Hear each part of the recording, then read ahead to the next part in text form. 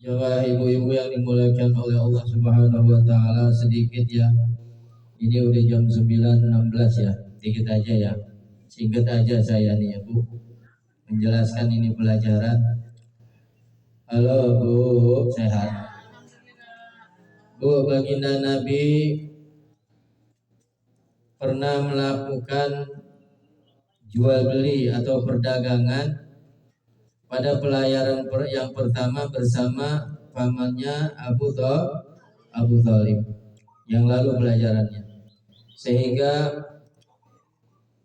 bertemu dengan seorang pendeta Buhairah, kemudian meminta kepada pamannya agar segera kembali ke kota Mekah,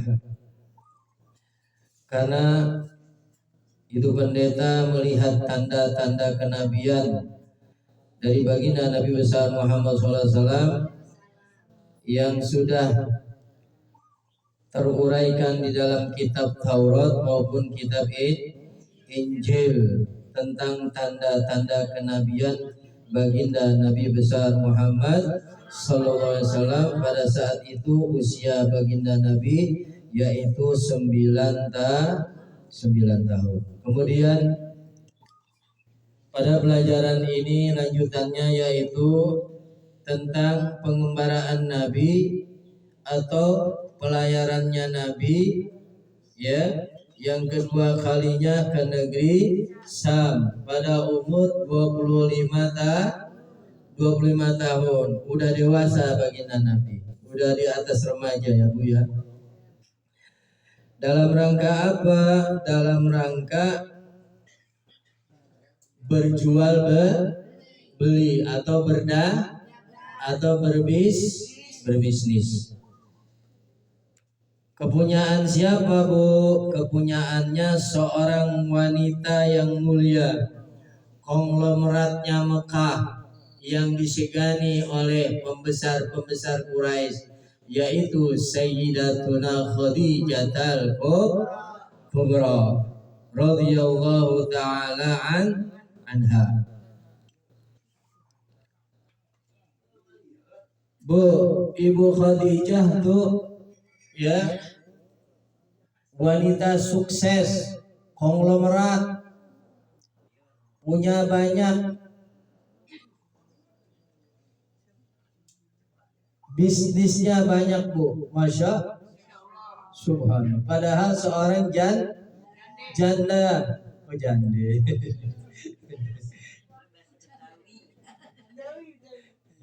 Ini nyindir saya nih, Bu Dewi nyindir saya nih. Oh enggak ya. Saya ditegur mulu nih sama Yayang Beb. Ayah jangan jangan gitu, gitu, iya.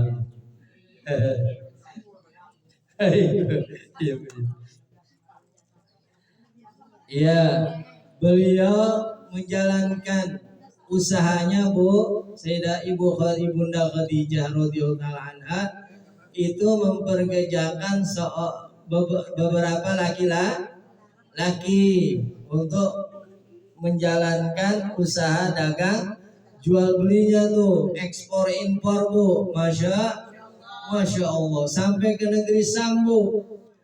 Negeri Syam mana Bu? Negeri Syam bukan Mekah Madinah aja, ini sampai negeri Syam. Negeri Syam kalau nggak salah itu termasuk di dalam wilayah Syam itu Syria, Damaskus ya, Palestina juga tuh termasuk Bu. Masya Allah ya.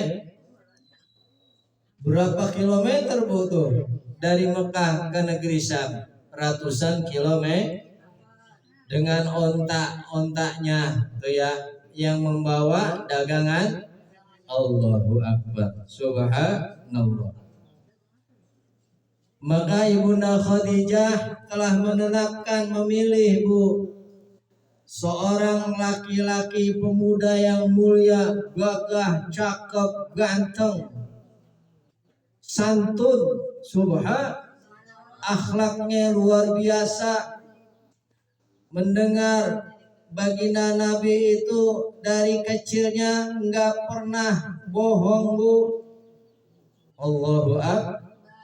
Nggak pernah sama sekali berdusta, jujur orangnya, amanah, masya, sampai dijuluki Al-Amin, sampai orang-orang Quraisy, pembesar Quraisy dan lain-lainnya itu selalu menitipkan barangnya kepada Nabi, padahal belum menjadi Nabi dan Rasul tuh, Masya Allah. Maka Ibunda Khadijah memilih yang namanya baginda Nabi besar Muhammad Sallallahu Alaihi Wasallam untuk menjalankan perdagangannya ke negeri Syam, ditemani oleh pembantunya yang lain yaitu Maisarah. Ya, baginda Nabi ditemani oleh Maisarah, ya, berlayar atau mengembara ke negeri Syam dengan membawa perdagangannya, barang dagangannya Ibu Khadijah radhiyallahu anha. Maka diperjualbelikan itu dagangannya, dipromosikan di sana. Subhanallah, karena kecerdasannya Nabi itu, sifat jujur dan amanahnya, membawa keuntungan yang dahsyat, azim, ribhin azim, keuntungan yang sangat besar. Subhanallah. Masya. Dari sini Bu, pelajaran kita dapatkan yang pertama, bahwa berdagang itu, berjual beli itu Bu, itu sunnah baginda sunnah baginda Nabi besar Muhammad Sallallahu Alaihi Wasallam. Dalam hidup Nabi pernah menjadi buruh, ya, yaitu mengembala kambing dengan upah. Juga Nabi pernah menjadi buruh menimbakan air, ya, iya tuh kan, bener ya. Diprotes sama Ibu Bu Dewi juga sih, jadi ketularan tuh, yaitu kepunyaannya Arab Badui Bu, nanti diceritakan tuh, ya, sampai Nabi digampar tuh, la haula. Tapi Arab Badui itu akhirnya taubat, ya, setelah yang digampar itu Nabi Muhammad, maka dipotong itu tangannya yang ngegampar, dibawa tuh darah-darah, dibawa ke hadapan Nabi. Itu setelah Nabi jadi Rasul, ya. Maka dengan izin Allah, mukjizat baginda Nabi SAW, itu tangan Badui disambungin lagi sama Nabi, menjadi sambung lagi tuh. Masya Allahu Akbar. Nggak perlu dioperasi lagi tuh. Subhanallah. Tapi dalam hidup Nabi Bu, seringnya Nabi itu usahanya berdagang. Dagang apa saja Bu? Niatin kalau kita berdagang, mau dagang nasi uduk kah? Jangan ya. Nasi uduk kah? Mau dagang kelontong kah? Mau dagang cabai rawit kah? Cabai merah kah? Serah dah. Ya Bu ya. Mau dagang bubur kah? Ya, bubur kacang hijau kah? Silakan. Dagang apa saja, mau ekspor impor, yang penting dagangannya barang dagangannya halal. Itu sunnah Nabi Muhammad Sallallahu Alaihi Wasallam Bu.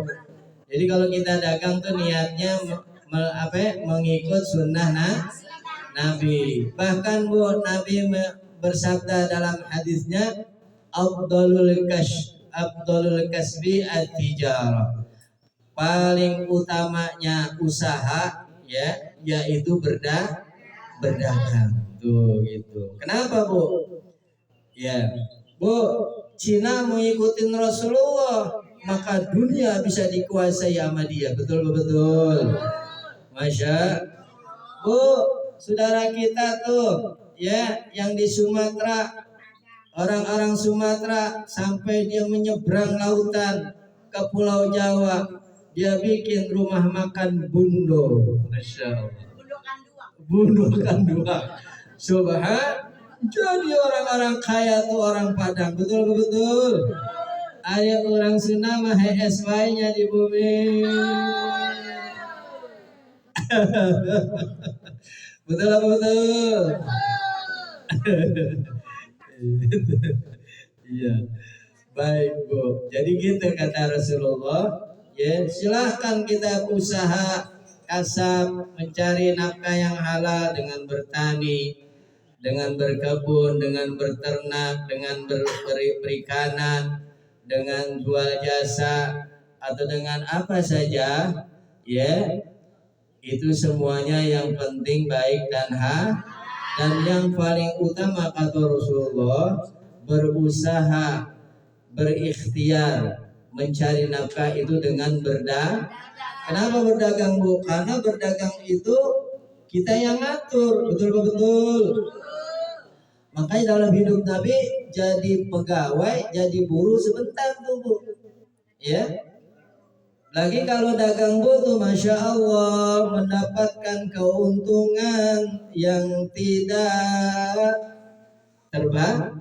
terbatas. Tapi kalau kerja Bu kira-kira Pak Sayudi pernah kerja kemarin Bu sebelum dipensiun. Ya, gajinya 4.500.000 la haula. Ya segitu aja udah. Tapi kalau dagang bisa lebih. Pantas Nabi menyuruh kita untuk berdagang.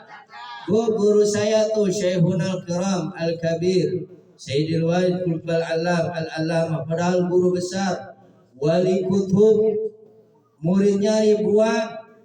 Bu, beliau tidak mengandalkan tuh dari dakwahnya, enggak.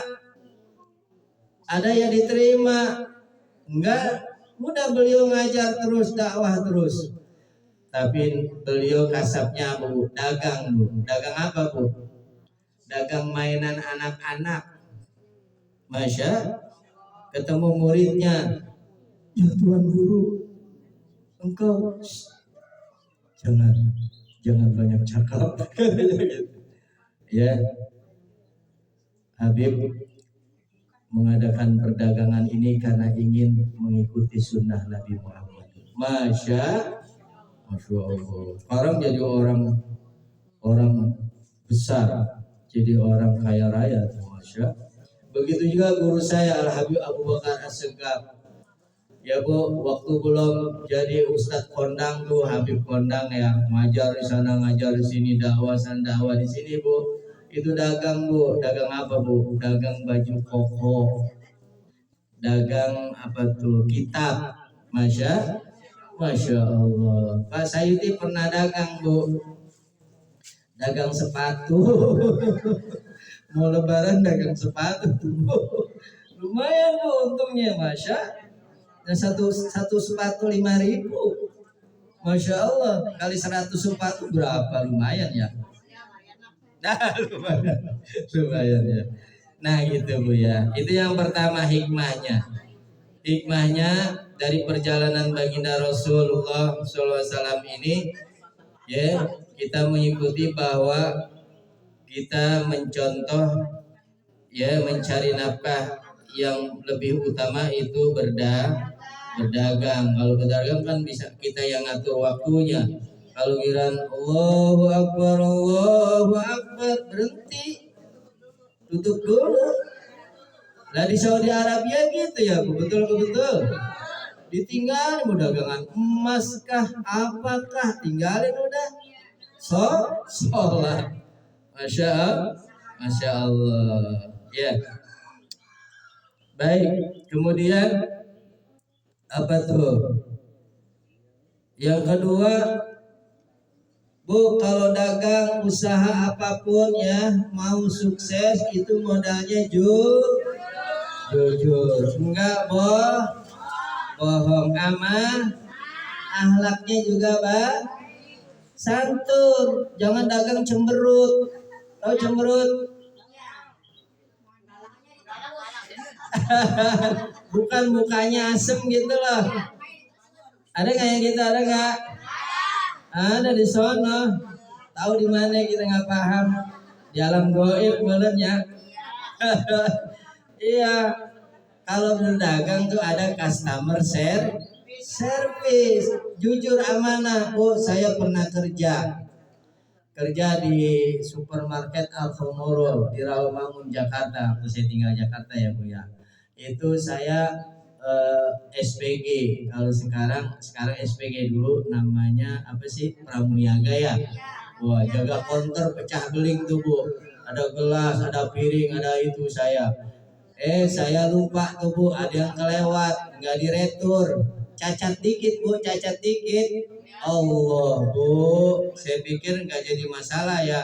Itu habis saya dimarahin sama manajernya Cina lagi, Masya. Nah kalau kita dagang basi masih dijual juga, betul. Ya bagaimana kita mau berhasil, bener apa betul Bu? Iya, tuh Cina Bu, untungnya dikit tapi kualitasnya sama. Iya tuh Bu Dewi paham tuh. Sekarang gini, ya kualitas barang sama, ya. Kalau Cina ngambil untung cuma 1.000, lah kita kalau ngambil untung sekali ngambil untung 5.000. Jadi barangnya sama, itu juga kualitasnya sama. Bu, kira-kira orang-orang mau beli kemana, ke Cina atau ke orang Melayu? Cina. Ya kan? Nah kalau kita yang ngambil untung 5.000 paling 10 orang yang beli, betul. Nah kalau Cina ratusan orang bahkan ribuan orang, subhan. Nah itu di antara taktik dagang, kita harus punya strategi dagang yang cakep, dan tidak ada yang paling pintar berdagang kecuali Rasulullah. Dah cukup ya Bu ya. Mudah-mudahan bermanfaat. Wah 933. Dah baik, kita tutup dengan doa kifarat majelis. Bismillahirrahmanirrahim.